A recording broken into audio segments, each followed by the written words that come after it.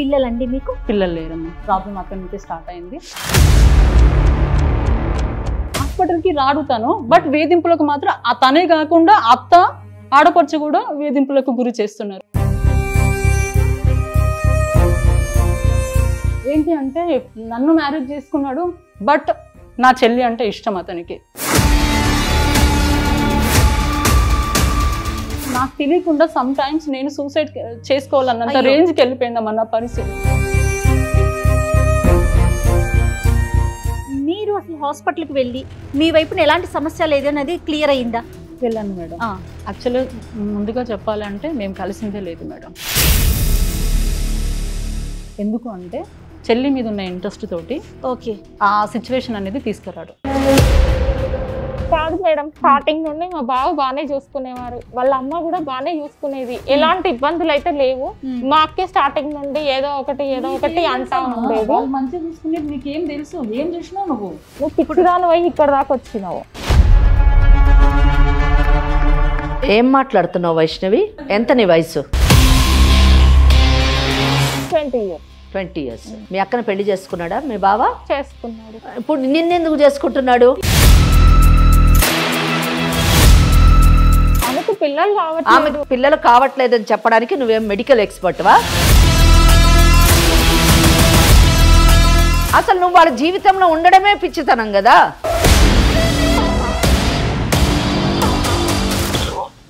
ఎక్కడున్నారండి? బయట ఉన్నా. ఏం కాల్ చేసావు? ఎక్కడికి వెళ్ళారో కనుక్కుందామని చేసి. ఏ నా వెనక డిటెక్టివ్ లో పెట్టాల్సిందే నువ్వు. డాక్టర్ ఏం చెప్పింది? నీలో ప్రాబ్లం ఉందని. లేదు, నేను హాస్పిటల్కి వెళ్ళి చెక్ చేయించుకున్నాను, నాలో ఎలాంటి ప్రాబ్లం లేదు. మీరు ఇక్కడ దాకా హాస్పిటల్కి రాలేదు కాబట్టి ప్రాబ్లం అంతా మీ దగ్గరే ఉంది. మీ చెల్లికి చెప్పు, నేను పెళ్లి చేసుకుంటాను హాయిగా. ఆ 4 ఎకరాల ల్యాండ్ మనకే. నువ్వు వేసిన అబండాలు, నువ్వు పెట్టిన వేధింపులు అన్నీ తెలుసు. భరించుకుంటా చచ్చిపోదామన్న స్టేజ్కి తీసుకొచ్చావు. కానీ నేను ఇక్కడ మనము ఈ కేసులోని నువ్వు ఏం చేస్తే అది చేసుకో, నా కాలు కింద పడి ఉండాలి అని చెప్పేసి మాట్లాడుతున్నాడు అతను. సరిత హస్బెండ్ కానివ్వండి, వైష్ణవి కానివ్వండి, తెలుసుకోవాల్సినటువంటి విషయం ఏంటంటే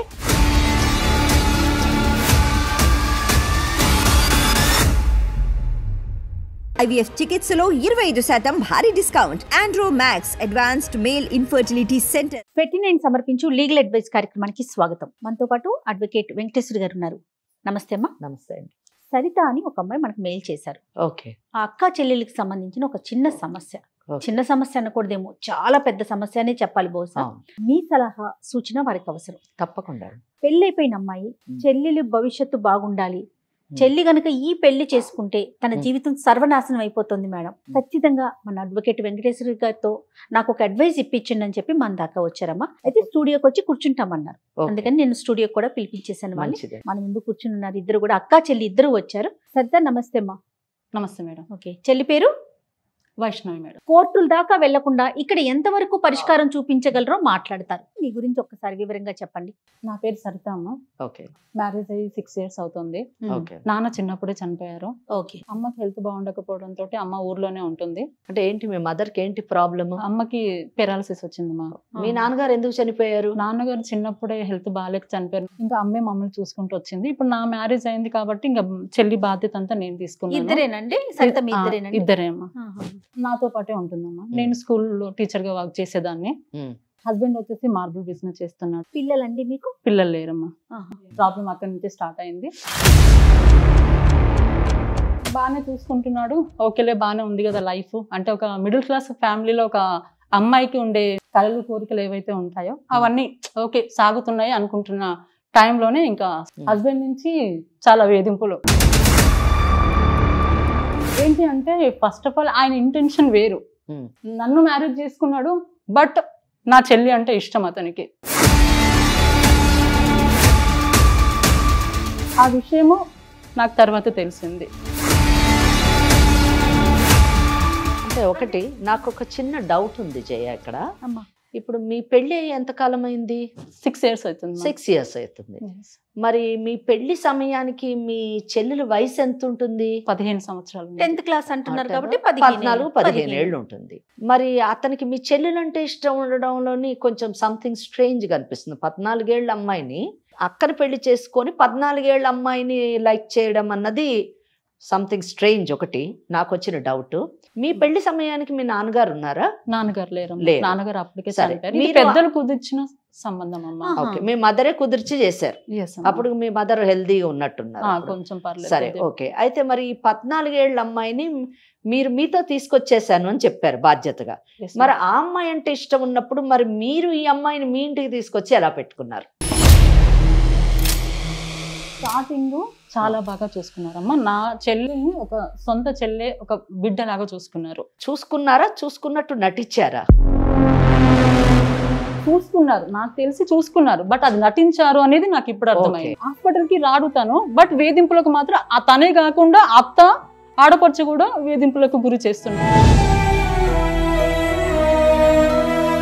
వాళ్ళు కూడా మీతో కలిసి ఉంటారండి? కలిసే ఉంటారు మా. స్టార్టింగ్ ఏంటంటే బాగా చూసుకున్నట్టు నటించారు. బట్ ఇప్పుడు నాకు ఓవరాల్ గా అర్థమైంది ఏంటి అంటే, నా చెల్లెల మీద ఉన్న ఇష్టంతో కంప్లీట్ గా నన్ను ఒక వంటింటి కుందేలు చేయడమే కాకుండా మానసికంగా, శారీరకంగా హింసించి నాకు తెలియకుండా సమ్ టైమ్స్ నేను సూసైడ్ చేసుకోవాలన్నంత రేంజ్కి వెళ్ళిపోయిందమ్మన్న పరిస్థితి. ఏ ఆడపిల్లకి ఇలాంటి పరిస్థితి రావద్దు.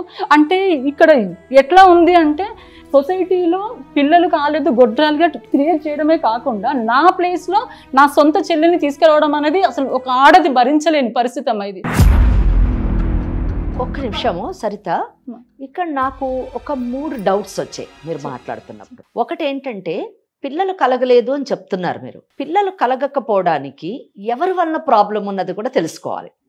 మీ వల్ల ప్రాబ్లం ఉందా లేదా అతని వల్ల ప్రాబ్లం? అదేనమ్మా, హాస్పిటల్ కూడా రావట్లేదు. ఇప్పుడు అతను హాస్పిటల్కి రావట్లేదు అని చెప్పారు, నేను నోటీస్ చేశాను. అతను రాలేదు, అతను పక్కన పెడదాం. మీరు హాస్పిటల్కి వెళ్ళి మీ తరఫున మీరు చెకప్ చేసుకుంటే మీకు ఎటువంటి ప్రాబ్లం లేదు అని ఒక రిపోర్ట్ వచ్చింది అనుకోండి, అప్పుడు we can draw an inference that అతనిలోనే లోపం ఉంది అని చెప్పేసి స్ట్రిక్ట్గా మనం లీగల్గా వెళ్ళినప్పుడు. ఒకటి.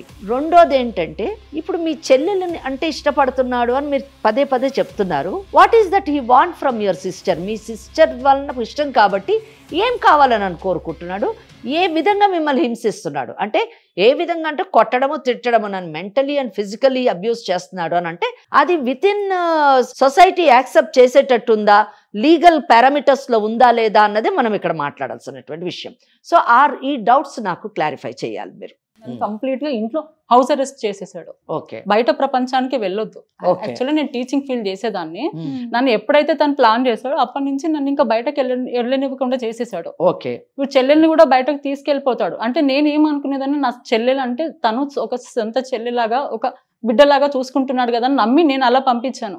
చివరికి వచ్చేటప్పటికి ఇలాగా వచ్చింది అనేది నాకు తర్వాత అర్థమైంది. నా దగ్గర ఓపెన్ అయిపోయాడు. ఇంకొకటి ఏంటంటే, ఏమని, నేను నీ చెల్లెల్ని పెళ్లి చేసుకుంటా. ఇది ఎట్లా అంటే అమ్మా అసలు భరించడానికి. మీరు అసలు హాస్పిటల్కి వెళ్ళి మీ వైపున ఎలాంటి సమస్య లేదన్నది క్లియర్ అయిందా? వెళ్ళాను మేడం. యాక్చువల్గా ముందుగా చెప్పాలంటే మేము కలిసిందే లేదు మేడం.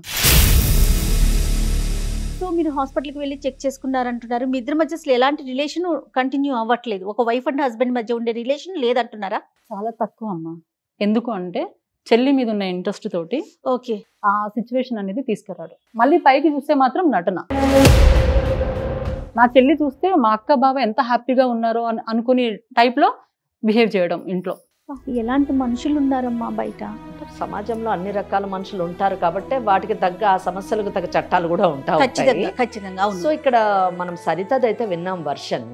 ఓకే, ఆమె బాధని, ఆమె రైట్ ని, ఆమె హక్కుని ప్రొటెక్ట్ చేసుకోవడానికి ఆమె తప్పిస్తోంది. దాంట్లో ఏమాత్రం కూడా తప్పు లేదు. She is in safe place.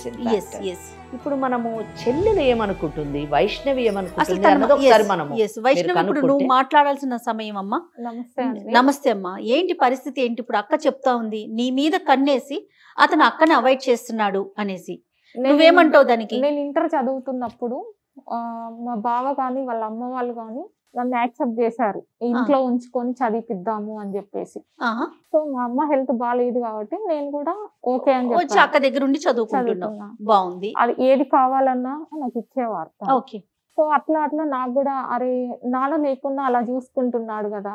మా అక్క కూడా నన్ను బాగా చూసుకునేదాన్ని. బావతో పాటు మీ అత్తయ్య అంటే బావ వాళ్ళ అమ్మ గాని వాళ్ళ అమ్మాయి గాని అందరూ నీతో అందరు బానే ఉండేది. మా అక్క కూడా బానే ఉండేది. మా బావ కాబట్టి ఏది కావాలన్నా తను ఇచ్చేవాడు. అదే నాకు ఇంకా ఏది కావాలన్నా తనతో పాటు తీసుకెళ్లి ప్రతిదీ తీసుకొచ్చి ఇచ్చేవారు. అది కాస్త ఏమైందంటే కొంచెం కొంచెంగా మా అక్కకి పిల్లలు కావట్లేదు అని చెప్పేసి అక్కడ స్టార్ట్ చేశారు. అది ప్రాబ్లం ఏంటో నాకు కూడా తెలీదు. అయితే నేను ఇట్లా వేరే మ్యారేజ్ చేసుకుంటాను అని చెప్పేసి అంటుంటే చెప్పేవారు. అంటుంటే ఆ టైంలో నాకు కూడా అనిపించింది, నన్ను చిన్నప్పటి నుండి ఇలా చూసుకుంటున్నారు కదా, బయటకి ఎందుకు వెళ్ళడము, మా అక్కకి పిల్లలు కావట్లేదు, ఇద్దరి సిస్టర్స్ మే కదా, సో ఆ పిల్లల్ని ఇద్దరం చూసుకోవచ్చు కదా అనేది. మీ ప్రపోజల్ అతని ప్రపోజల్. అంటే సెకండ్ మ్యారేజ్ చేసుకుంటా అన్నది మీరే కానక్కర్లేదు, మీరు చెప్పారా లేకపోతే అతను మిమ్మల్ని అడిగాడా అన్నది మాకు కావాలి. Straight question. మిమ్మల్ని అంతే. తను అనే దాంట్లో నా మీద ఇష్టం ఉంది అనేది నాకు అర్థమైంది.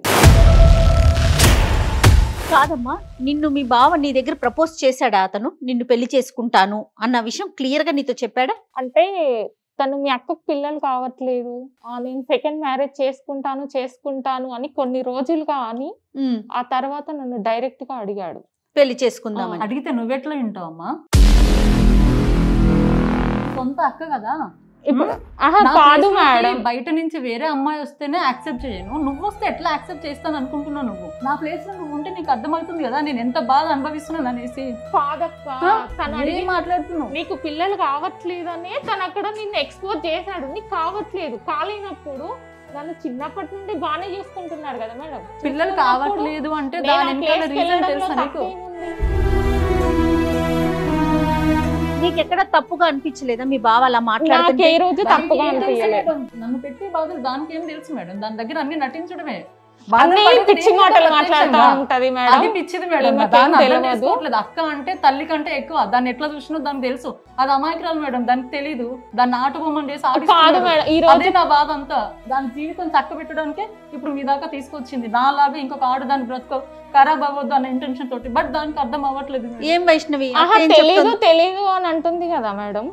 ఏదైనా కావాలి అన్నప్పుడు తనతో ఎందుకు పంపించింది? ఆ రోజు తెలీదా తన భర్త గురించి? అంటే అతనితో బయటికి ఎందుకు పంపించింది? ప్రతిదానికి ఇది తీసుకురాపో అది తీసుకురాపో, నీకు అవసరమైన నేను కాదు బావతో అడుగు. చెల్లి అంటే ఒక బిడ్డతో సమానం, అదే నేను ఫస్ట్ నుంచి దాన్ని చూసింది. అంతేగాని వేరే కోణంలో తను ఆలోచించలేదు. కాదు మేడం, స్టార్టింగ్ నుండి మా బావ బాగానే చూసుకునేవారు, వాళ్ళ అమ్మ కూడా బాగానే చూసుకునేది, ఎలాంటి ఇబ్బందులు అయితే లేవు. మా అక్కే స్టార్టింగ్ నుండి ఏదో ఒకటి అంటా ఉండేది. వాళ్ళు మంచిగా చూసుకునేది నీకేం తెలుసు? ఏం చూసినావు నువ్వు పిచ్చిదాని పోయి ఇక్కడ దాకా వచ్చినావు. 4 గోడల మధ్య జరిగేది నీకు తెలియదు కదా వైష్ణవి, అది అక్క అనేది. 4 గోడల మధ్యలో టార్చర్ పెట్టేటోడు బయట కూడా పెట్టాలి కదా మేడం. బయట పెట్టట్లేదు అంటే నువ్వు అంటే ఇష్టం ఉండే కదా. బయట ఎట్లా పెడతారు మేడం? బయట ఎట్లా పెడతారు? అత్త కొట్టడము, ఆడపడుచు కొట్టడము, నానా రకాల వేధింపులు, ఇష్టమైన మాటలు, ఆ బూతులు వింటుంటే అసలు చచ్చిపోవాలనిపిస్తుంది. ఆ రకంగా ఉంటుంది మేడం. భర్త, అత్త, ఆడపడుచు ఈ ముగ్గురు వేధింపులకు అసలు నేను ఎట్లా మనిషిని అయితే మేడం, నేను ఎట్లా బతుకుతాను? ముగ్గురు అంతేనా? ముగ్గురు మేడం, ఘోరంగా మేడం. ఎంత హింసిస్తారంటే సమాజంలో ఇలాంటి మనుషులు ఇంకా ఉండరు అన్నంత రేంజ్ లో హింసిస్తారు. ఈమెకి హెల్త్ ప్రాబ్లమ్స్ వచ్చినా కూడా ఆమెకు ప్లేట్లు అన్నం పెట్టి కూడా తీసుకొచ్చిస్తుంది. అట్లా మేడం అంత నటన మేడం, చెడ్డది అని ఎట్లా అంటారు? అంత నటన. ఏం మాట్లాడుతున్నావు వైష్ణవి? ఎంత నీ వయసు? 20 years. మీ అక్కను పెళ్లి చేసుకున్నాడా మీ బావ? చేసుకుని ఇప్పుడు నిన్ను చేసుకోవాలనుకుంటున్నాడు కదా.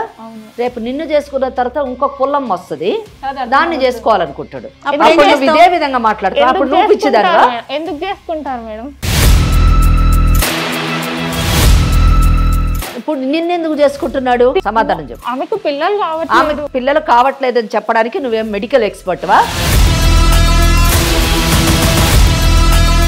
ఎలా డెసిషన్ తీసుకున్నావు ఆ అమ్మాయికి పిల్లలు కాదని అని చెప్పేసి? అంటే మీ బావ ఏది చెప్తే నువ్వు అది నమ్ముతావు కానీ మీ అక్క చెప్పింది నువ్వు నమ్మవు. ఆమె పిచ్చిది, ఆమె పిచ్చిది, నువ్వు చాలా తెలివైన దానివి. ప్రతిదీ అనుమాన పడుతుంది, మంచి మాట్లాడినా అనుమానం. అసలు నువ్వు వాళ్ళ జీవితంలో ఉండడమే పిచ్చితనం కదా.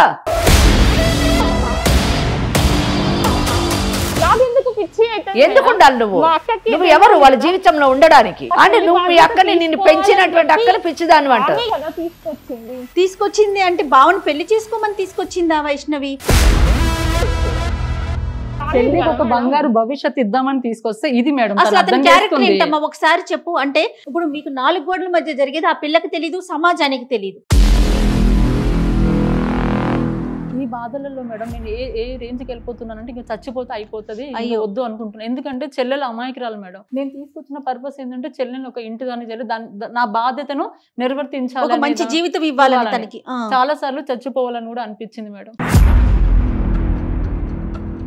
అయ్యో అట్లా అలాంటి నిర్ణయాలు తీసుకోకూడదమ్మా. కాదు సరే, అంత బాధ ఎందుకు పడుతున్నారు మీరు? నాకు అర్థం కావట్లేదు. వాళ్ళు పెట్టే హింస అంత ఘోరంగా ఉంటుంది మేడం. అది అనుభవించే వాళ్ళకి మాత్రమే తెలుస్తుంది. నేను చచ్చిపోతే నా చెల్లెలు అనాథ అయిపోతుంది అన్న ఒక బాధ ఇక్కడ దాకా తీసుకొచ్చింది మేడం. ఎందుకంటే నా బతికి ఎలాగో ఇట్లా అయిపోయింది, కనీసం దాని జీవితం అన్నా మంచిగా వెళ్ళాలనేది ఇంటెన్షన్ తోటి. నేనైతే ఒక కన్క్లూషన్కి నిజానికి వచ్చేసాను.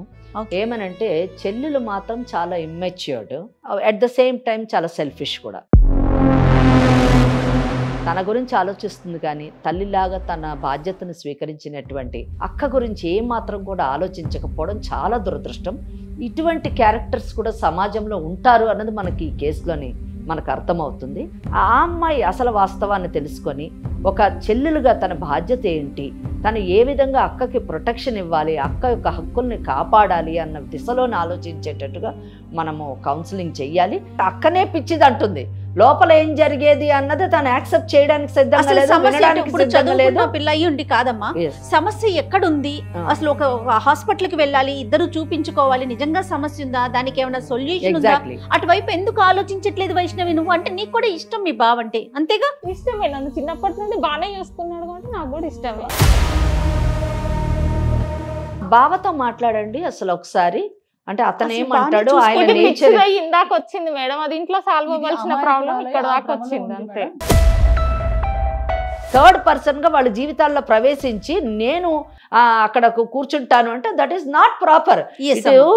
సమాజం కానివ్వండి, ఇటు చట్టం కానివ్వండి యాక్సెప్ట్ చేయదు. కనుక ఫస్ట్ మీరు మాట్లాడిపించండి. సరే ఒకసారి నువ్వు కాల్ చేయమ్మా, మేమెవ్వరూ లేనట్టుగా నువ్వు ఒక్కదానివే మాట్లాడుతున్నట్టుగా ఒకసారి మాట్లాడు. అతని నిజ స్వరూపం ఏంటో అందరికీ తెలుస్తుంది. ఇక్కడికి రావడానికి కూడా అదే రీజన్ చేస్తాను. చెయ్యమ్మా. నన్ను బ్యాడ్ చేయడానికే ఇక్కడికి తీసుకొచ్చావు అక్క, షాపింగ్ అని తీసుకొచ్చి ఇక్కడ కూర్చోబెట్టావు. నిన్న ఇక్కడ ఒక మెంటల్ హాస్పిటల్లో వేయాల్సింది.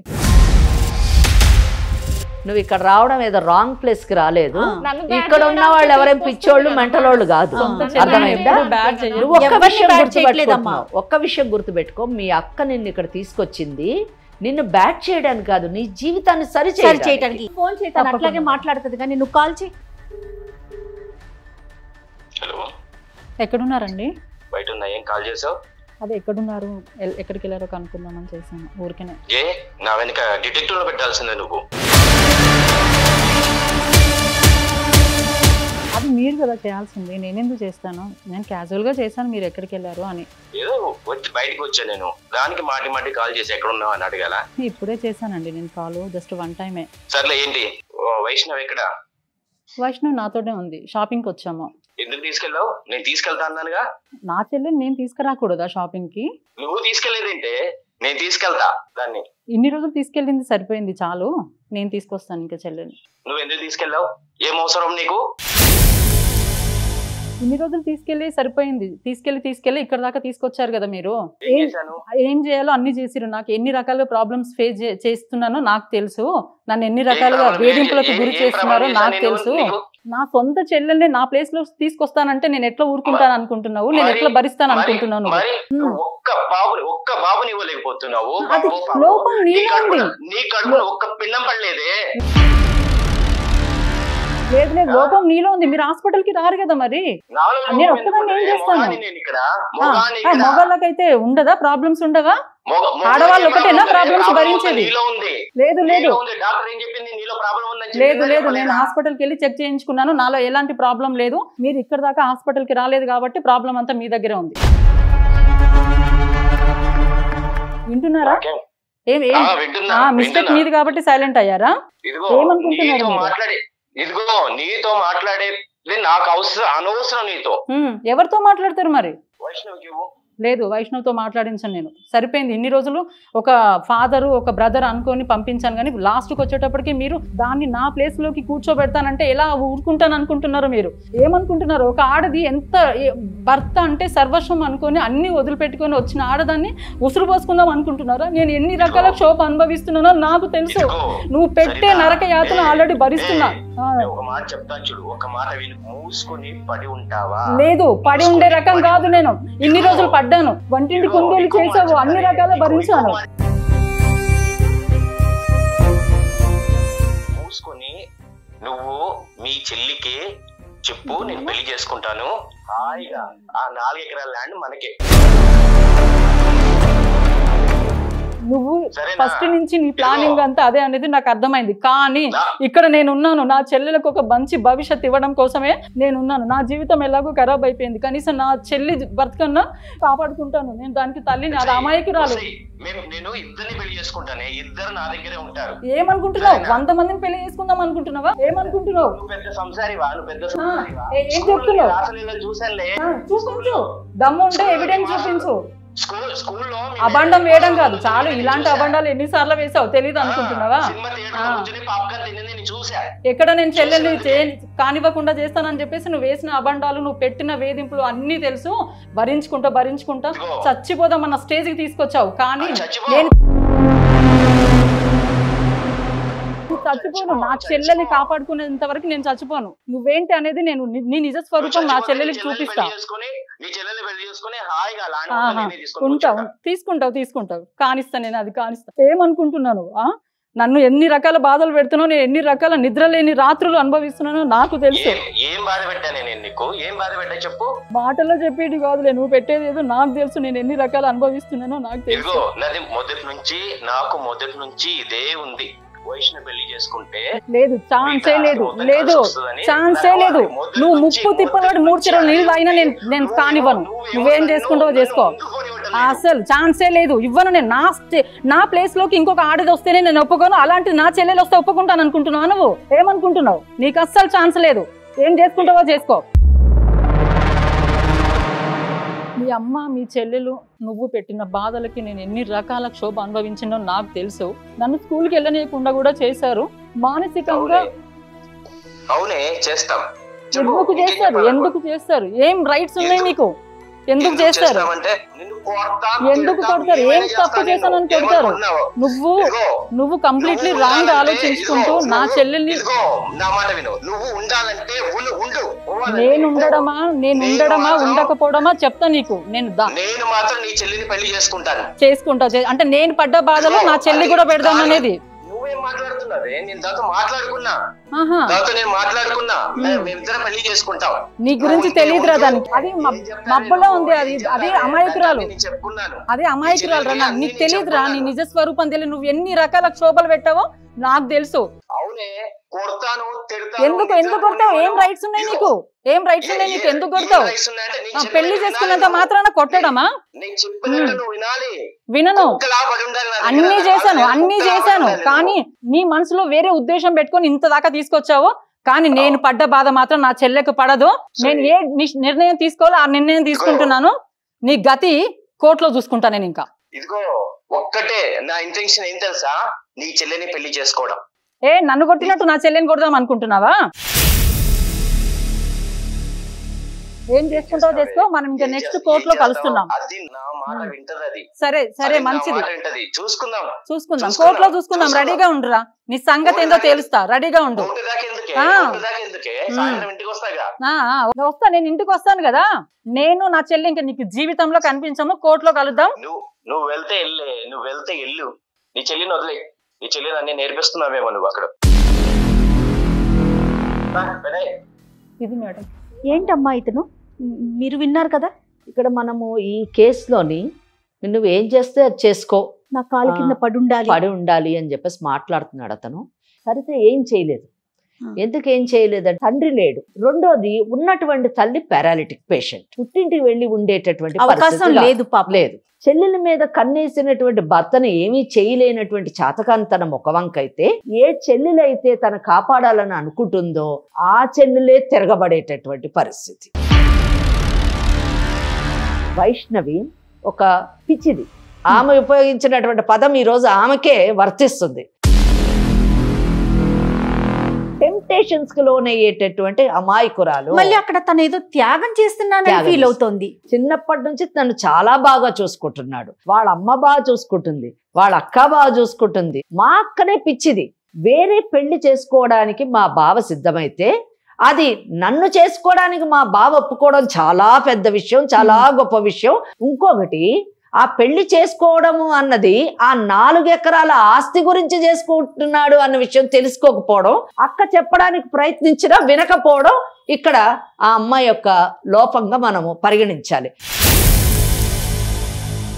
ఇక్కడ ఇంకొక విషయము, ఆ హస్బెండ్ అన్నట్టు సరిత హస్బెండ్ కానివ్వండి, వైష్ణవి కానివ్వండి, తెలుసుకోవాల్సినటువంటి విషయం ఏంటంటే, మన సభ్య సమాజంలో ఉన్నాము. ఇక్కడ ఒక చట్టం అంటూ ఉంది, కొన్ని రూల్స్ అంటూ ఉంటాయి. ఆ చట్ట పరిధిలోని మాత్రమే నువ్వు జీవించేటటువంటి హక్కు ఉంది.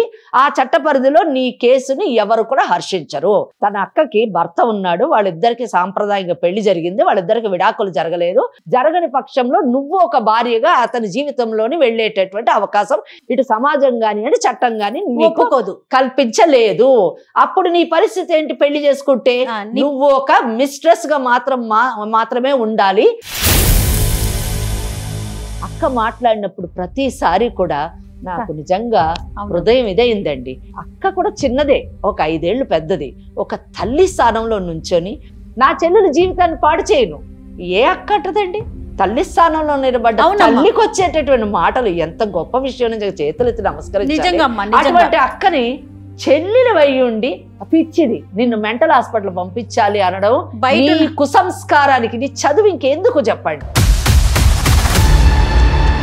నేనైతే వైష్ణవికి ఒకటే చెప్పాలనుకుంటున్నా, నువ్వు తీసుకున్న నిర్ణయం తప్పు. Please go back. నీకేం తక్కువ ఉంది? నువ్వు చక్కగా బ్రహ్మాండంగా పెళ్లి చేస్తుంది మీ అక్క, నువ్వు బ్రహ్మాండమైన జీవితాన్ని జీవించవచ్చు. వైష్ణవి విన్నావుగా? ఏమో మేడం, నాకు అసలు ఏం అర్థం కావట్లేదు. దానికి ఏం తెలియదు మేడం, చాలా మంచిరాలు. సారీ అక్క, ఇంకెప్పుడు అలా చెయ్యను. ఇప్పటికైనా అర్థం చేసుకుంటే అంతకు మించి ఇంకేం లేదు మేడం. నాకు మాటలు కూడా రావట్లేదు. అంటే ఒక అక్క చెల్లెళ్ళు తోడబుట్టిన తోడు బ్లడ్ రిలేషన్ లో ఇలాంటి బాధ మాత్రం సమాజంలో ఎవ్వరికీ రావద్దు మేడం. ఇంకెవరైనా ఇలాంటి తప్పు చేస్తే ఈ తప్పు చెయ్యొద్దు అన్న ఇంటెన్షన్ తోటి నేను చదువుకున్నాను, చెల్లెని కూడా చదివిపించాను. మళ్ళీ ఎవరు ఈ బాధ భరించాలి. అలా బాగా చూసుకుంటున్నాడు అని చెప్పేసి నేను కూడా అనుకున్నాను. నీ మాటల్లోనే తెలుస్తుందమ్మా నువ్వు ఎంత అమాయకంగా ఆలోచిస్తున్నావు, ఎంత మెచ్యూరిటీ నటనకి ప్రలోభ లోనైంది. అది తను అలా చేస్తాడని నేను కూడా అనుకోలేదు కదా మేడం. అదే కదా జీవితం. జరిగితే నేను ఎలా ఊరుకుంటాను మేడం? నేను కూడా ఊరుకోలేను కదా. తనకి ఏం చేయాలో అది చేస్తాం. అతనికి మాత్రం కఠిన శిక్ష పడాలి మేడం. అలాంటి వాళ్ళు బయట తిరగకూడదు మేడం. ఇంకొక అమ్మాయికి ఇలాంటి జీవితం రాకూడదు. ఇది ఇక్కడికి ఎండ్ అయిపోవాలి మేడం. ఇక్కడ అమ్మాయి రెమెడీ ఒకటి ఏంటంటే, ఫస్ట్ విడాకులకు అప్లై చేయాలి. ఈ కేసులోని section 13(1)(1A of Hindu marriage act ప్రకారం క్రూయాలిటీ, హింసకు లోన్ అవుతుంది కాబట్టి ఫిజికల్ గా, మెంటల్ గా, అలా అంతేకాకుండా వొమనైజింగ్ ఇవన్నీ ఉన్నాయి కాబట్టి ఇవన్నీ పెట్టి క్రూయాలిటీ కింద డైవర్స్కి అప్లై చేయడం. అయితే ఇంటిల్లపాది ఆమెని ఫిజికల్ గా, మెంటల్ గా హెరాస్ చేశారు కాబట్టి దానికి గాను డొమెస్టిక్ వైలెన్స్ యాక్ట్, గృహహింస చట్టాన్ని కూడా ఇన్వోక్ చేయొచ్చు. చేసి అందులోనే ఆమె అన్ని రెమెడీస్ కూడా అడగొచ్చు. ఎందుకంటే ఇక్కడ ఆమె ప్రొటెక్షన్ కూడా కోరుకుంటుంది. తనకి తన చెల్లెలికి ప్రొటెక్షన్ ఇవ్వాలని చెప్పేసి. అలాగే భరణాన్ని కూడా ఆమె అందులో కోరొచ్చు. తన జీవితం పాడైంది కాబట్టి డ్యామేజెస్ ని కూడా ఆమె కోరుకోవచ్చు. ఇప్పుడు తను ఇంటికి రా తేల్చుకుందాం అంటున్నాడు. ఇంటికి వెళ్ళడం అనవసరం. ఎందుకంటే ఇక్కడ ఇంకోటి, ఏ ఊర్లో ఉంటే ఆ ఊరు నుంచి కూడా వాళ్ళ కేసు వేసుకోవచ్చు. వాళ్ళు ఏదో మహబూబ్ నగర్ లోనే ఎక్కడ ఉంటామని చెప్పారు. వాళ్ళ మదరు ఎక్కడమ్మా మీరు ఉండేది? నిజామాబాద్ లో ఉంటామా? నిజామాబాద్ కి వెళ్ళిపోయి అక్కడ కేసు వేసుకోవచ్చు చక్కగా. సరేనా? ధైర్యంగా ఉండండి. వైష్ణవి ఓకేనా? Thank you madam. ఓకే అమ్మా, thank you so much. Thank you అమ్మా, థ్యాంక్ యూ సో మచ్ అమ్మా. నమస్తే. IVF చికిత్సలో 25% భారీ discount. Andro max advanced male infertility centre.